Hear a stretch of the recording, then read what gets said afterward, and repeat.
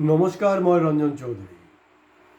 16 July Rahul Gandhi গুৱাহাটীত জনসভা কৰিছে। জনসভা দৰাচলতে নহয়, এইটো তেওঁলোকৰ যিবিলাক তৃণমূল পৰ্যায়ৰ কৰ্মকৰ্তা আছে, অৰ্থাৎ ব্লক জিলা পৰ্যায়ৰ প্ৰেচিডেণ্ট ছেক্ৰেটাৰী, তেওঁলোকক মাতি এটা কৰ্মশালা কৰিছে আৰু লগতে পাব্লিক মিটিঙো হৈ আছে। পাব্লিক বুলি কওঁতে তেওঁলোক কংগ্ৰেছৰ সমৰ্থকে, আৰু তেনেকৈ মাছ মিটিং নহয়। ষ্টাৰ্ট হৈছে। গতিকে 26-ৰ যোনটো মানে সৰ্বভাৰতীয় নেতা অসমলৈ অহাৰ যোনটো মানে এইটো কিন্তু আজি ধৰি লওক 16 জুলাই ষ্টাৰ্ট হৈ গ'ল। হয়, মই এইখিনিতে জনাই থ'ব বিচাৰিছোঁ, 8 ছেপ্টেম্বৰ কিন্তু নৰেন্দ্ৰ মোদী ডাঙৰীয়া আহিব। নৰেন্দ্ৰ মোদী ডাঙৰীয়া মানে কাৰ্যকৰ্তাক এড্ৰেছ কৰিবলৈ নাহিব, তেওঁ আহিব কিন্তু একচুৱেলি কাৰণে ভূপেন হাজৰিকাৰ জন্মতিথি 8 ছেপ্টেম্বৰ, আপোনালোকে জানে। গতিকে এই 8 ছেপ্টেম্বৰত গতিকে মোদী আহিলে অকলতো তেওঁৰ টাৰ্গেট ভূপেন হাজৰিকাই নহ'ব, ডেফিনেটলি পাৰ্টিক বুষ্ট আপ কৰা, 26ত কেনেকৈ জিকিব পাৰে তাৰ কাৰণে এটা পাব্লিক মিটিং, তাৰ আগত লাইট কেমেৰা একশ্যন এড এইবিলাক চব হৈ থাকিব। গতিকে 16 জুলাই ৰাহুল আহিলে, 8 ছেপ্টেম্বৰ মোদী আহি আছে। ইন বিটুইন আৰু কোন কোন আহে নাহে সেইটো আমি নাজানো। তো এতিয়া ডাঙৰ প্ৰশ্নটো হ'ল যে আজি যে ৰাহুল গান্ধী বা মল্লিকাৰ্জুন খাৰ্গে আহিছে, তেওঁলোকৰ যোনটো মিটিঙৰ মই লাইভ দেখি আছিলোঁ।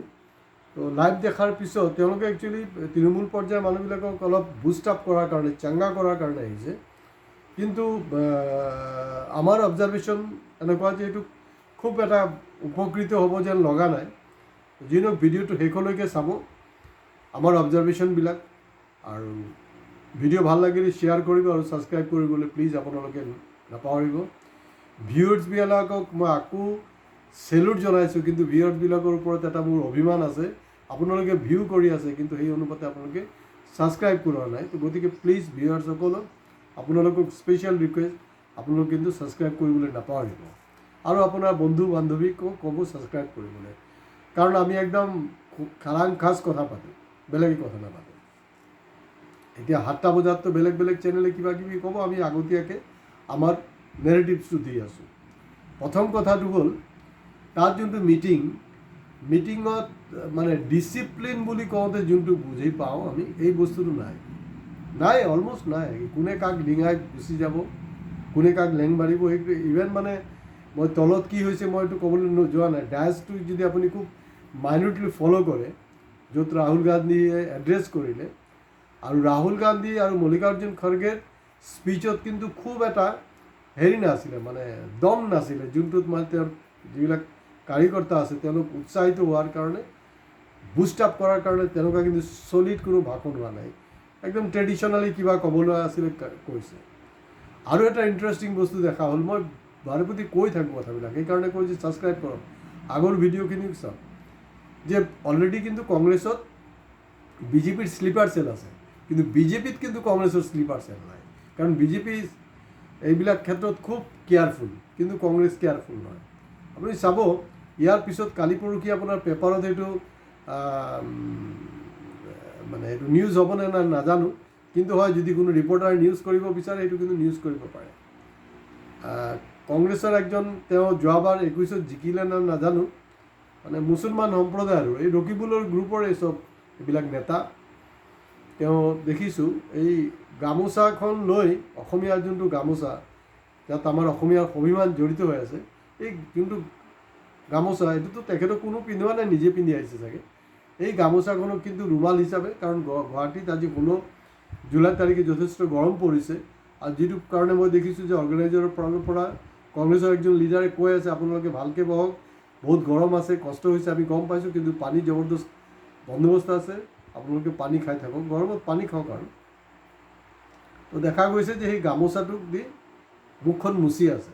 তো গতিকে যদি কোনোবাই ৰিপৰ্টাৰ চকুত পৰা নাই, এণ্টায়াৰ লাইভটো চাওক আকৌ, এইটোত কিন্তু কালি আপোনালোকে এটা ভাল নিউজ কৰিব পাৰে। আৰু সেইটো আপোনাৰ গদি মিডিয়াৰ কাৰণে বা বিজেপিৰ IT চেলৰ কাৰণেও এটা মই আগতীয়াকৈ ট্ৰিপছ দিছোঁ। কাৰণ কংগ্ৰেছ বিজেপি প্ৰায় য'ত ধৰিব লাগে এইবিলাক ধৰিবই নোৱাৰে। অৱশ্যে তুলনামূলকভাৱে বিজেপি এই পইণ্টবিলাক বেছি পটককৈ কেচ কৰিব পাৰে। এই এণ্টায়াৰ যে আজি মিটিং, তাত কোনো ডিচিপ্লিন নাই। তাত দেখা গৈছে যে একদম মানে বিধায়কে আকৌ যিজনে কিবা কৈ আছে মানে এই যিজন অসমৰ ইনচাৰ্জ এই মানে প্ৰগ্ৰামৰ যিজন ইনচাৰ্জ তেখেতে কিবা কৈ আছে, তাৰ মাজতেই এই বিধায়কগৰাকী আহি তেওঁক এনেকৈ পিঠিত চুই কিবা এটা ক'ব বিচাৰিছে, তেওঁ আকৌ এনেকৈ মাৰিলে। এই গোটেই বস্তুটো এটা টোটেল ইনডিচিপ্লিন। আৰু যদি 26ত আপুনি কংগ্ৰেছে যদি বৈতৰণি পাৰ হ'ব লাগে, তেতিয়া মই চিধা চিধি কওঁ, কাৰণ এই আজিৰ মিটিঙত তেওঁলোকৰ ভাষণত যেতিয়া অসমত এই মুহূৰ্তত যোনটো ক'ৰ ইছ্যু উচ্ছেদৰ ওপৰত মানে চুব পৰাকৈ কিন্তু মল্লিকাৰ্জুন খৰ্গে বা ৰাহুল গান্ধীয়ে কোনো বক্তব্য আগবঢ়াব পৰাই নাই। নাজানো কি ৰহস্য। মানে ইয়াত ধৰি লওক ষ্টেট লেভেলৰ লিডাৰবিলাকে যি ধৰণে কথা বতৰাবিলাক পাতি আছে উচ্ছেদৰ এগেইনষ্টত, তেওঁলোকে কিন্তু উচ্ছেদিত লোকসকলৰ মানে স্বাৰ্থ ৰক্ষাৰ অৰ্থে তেওঁলোকক মানে জাগৃত কৰাৰ, তেওঁলোকক অৰ্গেনাইজ কৰাৰ কাৰণে যি ধৰণে ক'ব লাগিছিল তেনেকুৱাকৈ কোনো বাক্য কোৱাই নাই, মানে কোনো স্পাৰ্কে কৰা নাই, মানে কোনো দম নাইকিয়া এটা বক্তব্য। আৰু সেইটো গ'ল। তাৰপিছত দেখা গৈছে যে ডায়াছৰ পৰা কৈ আছে পানীৰ বন্দোবস্ত হে, পানী আপকো মিলেগা, পানী পিজিয়ে। আৰু এটা কোৱা হৈছে ডায়াছৰ পৰা কৈ আছে যে ব্লক আৰু জিলা পৰ্যায়ৰ সভাপতিবিলাকো খাৰা হ'বলৈ। তেতিয়াতো এটলিষ্ট মোৰ চকুত বা আমাৰ টীম যোনটো অবজাৰ্ভ কৰি আছে তাহাঁতৰ চকুত পৰাই নাই যে কেইজন খাৰা হ'ল। অৰ্থাৎ গোটেই অসমৰ প্ৰতিটা জিলাৰ বা ব্লকৰ লিডাৰশ্বিপ, প্ৰপাৰ লিডাৰশ্বিপ তাত গৈ পাইছে নে নাই সেইটো লৈ কিন্তু এটা সন্দেহ আছে। ৰাহুল গান্ধী এই মুহূৰ্তত মানে অসমত কৰিশ্মা কৰাৰ নিচিনাকৈ কিন্তু একো নাই।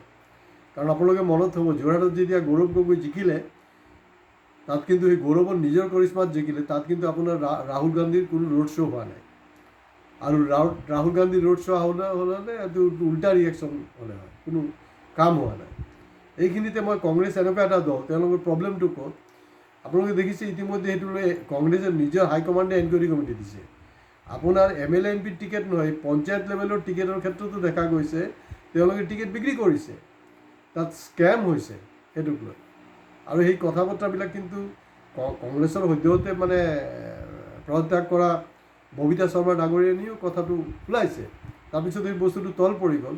যিটো পাৰ্টি ৰুলিঙত নাই, অপজিশ্যনত আছে আৰু ইমান এটা ষ্ট্ৰং অপজিশ্যনো নহয়, তেওঁলোকক দেখা গৈছে তেওঁলোকে টিকেট বিক্ৰী কৰাৰ ক্ষেত্ৰতো পইচা লৈছে। গতিকে MLA টিকেট দিয়াৰ ক্ষেত্ৰতো সেইবিলাক দুৰ্নীতি হ'ব। মই এটা এক্সাম্পল দিওঁ। ডিগবৈ 2016ত ৰাহুল গান্ধী আহিলে, জনসভা কৰিলে, 21ত আহিলে জনসভা কৰিলে। কাৰণ ৰাহুল গান্ধীটো কোনো অচিনাকি চেহাৰা নহয়। তাৰপিছতো কিন্তু যোনটো ডিগবৈ এটা পাৰ্মানেণ্ট ছিট আছিলে দেশ স্বাধীন হোৱাৰ পিছৰ পৰা কংগ্ৰেছৰ, ধাৰাবাহিকভাৱে কিন্তু 2বাৰ BJPৰ হাতত পৰাস্ত হ'ল। তিনিচুকীয়া সমষ্টিৰ কথা কৈ আছোঁ। তিনিচুকীয়া সমষ্টিত মানে কংগ্ৰেছৰ যিজন কেণ্ডিডেট পাব লাগে তেখেতক নিদি এই এলায়েন্সৰ নামত লালুৰ ল'ৰা এই RJDৰ পাৰ্টিক এজন মহিলা কেণ্ডিডেটক দিলে। তেওঁ কংগ্ৰেছৰ হয়, ৰাতিৰ ভিতৰত RJD জইন কৰি নেক্সট ডে তেওঁ RJD টিকেটত নমিনেশ্যন ছাবমিট কৰিলে আৰু খুব বেয়াকৈ হাৰিলে। আৰু হাৰি যোৱাৰ পিছত ভেৰি নেক্সট ডে নাইট তেওঁ আকৌ কংগ্ৰেছলৈ জইন কৰিলে।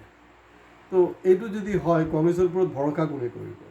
তাৰপিছত ৰাহুল গান্ধী ডাঙৰীয়া, আপুনি চাগে পাহৰিছে, মই অল ইণ্ডিয়া লেভেলত ক'ব খোজা নাই, মই অসমৰ পৰিপ্ৰেক্ষিতত ক'ব খুজিছোঁ।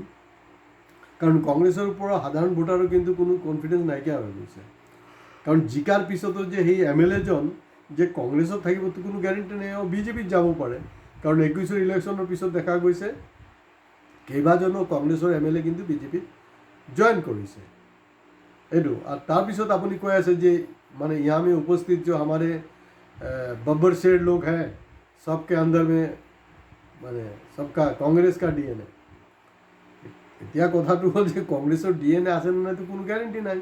কাৰণ আমি দেখিছোঁ সঁচাকৈ কংগ্ৰেছৰ DNA থকা হ'লে ৰূপজ্যোতি কৰ্মী বা আৰু থাওৰা সমষ্টি তেওঁ কিবা আছিলে তেওঁলোক কেনেকৈ গুচি গ'ল, আৰু কেইবাজন কংগ্ৰেছৰ মানুহ চবৰতো কংগ্ৰেছৰ DNA আছিলে।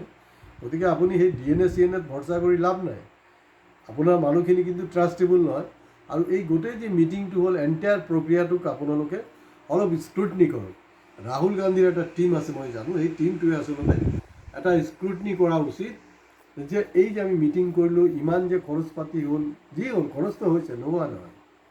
এইটো আদানি দিলে না আম্বানি দিলে সেইটো মই নাজানো, ক'ৰ পৰা আপোনালোকে টকা পাইছে, আপোনালোকৰ বোলে পইচা নাই একাউণ্ট চিজ কৰি দিছে, তাৰপিছতো এই ব্যৱস্থাটো কৰিলে। গতিকে আপুনি যদি তাক এটা পোষ্টমৰ্টম কৰে, এই পোষ্টমৰ্টমত কিন্তু এটা স্পষ্ট পাব যে ইয়াত হেৰি নাই। এই মিটিঙত আপোনালোকে কিন্তু মানে কংগ্ৰেছ যি গ্ৰাছৰুট লেভেলৰ লিডাৰ, তেওঁলোকক কিন্তু আপোনালোকে বুষ্ট আপ কৰিব পৰা নাই।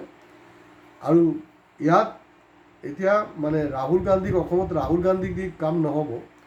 ৰাহুল গান্ধী যেনেকৈ ভাৰত জোড়ো যাত্ৰা কৰিছিলে, ঠিক তেনেকৈ মানে শদিয়াৰ পৰা ধুবুৰীলৈকে গৌৰৱ গগৈ, হয় মই নাজানো যে গৌৰৱ গগৈৰ মাজত মানে ধৰি লওক কথা পতাৰ ফিটনেছটো আছে, কিন্তু ৰাহুলৰ নিচিনা এই তেনেকৈ পদযাত্ৰা ফিটনেছটো আছে নে নাজানো। কিন্তু তেওঁ যদি ধুবুৰীৰ পৰা শদিয়ালৈকে তেনেকুৱা এটা পদযাত্ৰা কৰিব পাৰে, সেইটোৰ যোগেদি হয়তো কংগ্ৰেছ বুষ্ট আপ হ'ব। সেইটো হয়তো 2026-ত তাৰ এটা ফল পাব কংগ্ৰেছত। আদাৰৱাইজ আপোনালোকে যি ধৰণে আগবাঢ়িছে, এতিয়া চাব যে যেতিয়া 8 ছেপ্টেম্বৰত মোদী আহিব, তেতিয়া চাব যে আপোনালোকে মানে টেকনিকেলি অৰ্গেনাইজেশ্যনলি মানে বিজেপিৰ পৰা কিমান পিছ পৰি আছে। তেতিয়া আপুনি ডিফাৰেঞ্চটো হয়তো কংগ্ৰেছৰ সমৰ্থকবিলাকে মোক এই মুহূৰ্তত বেয়া পাব পাৰে, কাৰণ আপোনালোকে জানে মোৰ কংগ্ৰেছ এজিপি বিজেপি লেফ বুলি কোনো কথা নাই। যোনটো সঁচা কথা সেইটো আমি সদায় ডাঠি কিনি কওঁ। আৰু যিবিলাক যোৱাকালি আমাৰ আলফাৰ ওপৰত যোনটো আমাৰ এপিছ'ড আছিলে, মানে ম্যানমাৰত যে আলফাৰ শিবিৰত যোনটো হামলা হৈছে, তো যিসকলে চোৱা নাই তেওঁলোকে চাব। তো এই ধৰণে কিন্তু কোনো ইউটিউবে বা কোনো চেনেলে এই ধৰণে কথা বতৰা কোৱা নাই। তো আমি আগতীয়াকৈ আজিৰ যোনটো ৰাহুল গান্ধীৰ সভা, তাৰ এটা মানে জিষ্ট আমি ইয়াত দাঙি ধৰিলোঁ। আগতে আপোনালোকে কমেণ্টছ বক্সত গৈ কমেণ্টছ কৰিব, ভাল বেয়া কি লিখে নিলিখে নাজানো, কিন্তু ছাবস্ক্ৰাইব কৰিবলৈ নাপাহৰিব। কিন্তু এই যে এণ্টায়াৰ যে কাৰবাৰ, কাৰণ দেখা গৈছে যে মই আকৌ এবাৰ ক'ব খুজিছোঁ যে ডায়াছত এইটো কংগ্ৰেছে বিচাৰি ওলাওক, ডায়াছতে কংগ্ৰেছ মানে বিজেপিৰ শ্লিপাৰ চেলৰ মানুহ কিন্তু মুভ কৰি আছিলে ডায়াছত। মই সেইটো অডিয়েঞ্চত কোৱা নাই, কোনো ডিষ্ট্ৰিক্ট লেভেলৰ ব্লক পৰ্যায়ৰ নেতাৰ কথা নহয়। ডায়াছত একজন নাজানো তেওঁ প্ৰাক্তন না বৰ্তমান এসময়ৰ বিধায়ক, একজন মুছলমান সম্প্ৰদায়ৰ নেতা, মানে বেছ মানে হিমতলা নেতা বুলি কয় তাক, ডেকা ল'ৰা। সি কিন্তু বিজেপিৰ শ্লিপাৰ চেল, এইটো স্পষ্ট গম পোৱা গৈছে। আৰু ডিচিপ্লিন নাই তাত। আপোনালোকে কথা পাতি আছে যে আপোনালোকে নামক, মিডিয়াক উঠিব দিয়ক, এই ষ্টেজ এতিয়া ভাঙি যাব। এইবিলাক বস্তু কিন্তু আপুনি মোদীৰ সভাত বা বিজেপিৰ সভাত কিন্তু এই ধৰণৰ যে এক্সট্ৰা চাউণ্ড, এই কথা বতৰা যে কেতিয়া আপোনালোকে নাপাব। তেওঁলোকে ডিচিপ্লিন মেইনটেইন কৰে, গতিকে কংগ্ৰেছে ডিচিপ্লিন মেইনটেইন কৰা উচিত। আৰু গৌৰৱ গগৈ ডাঙৰীয়া, আপুনি যদি পদযাত্ৰা নকৰে তেতিয়াহ'লে কিন্তু এই বৈতৰণি 2026-ত কংগ্ৰেছৰ কাৰণে অসম্ভৱ। আজি ইয়াতে শেষ কৰিছোঁ। নমস্কাৰ।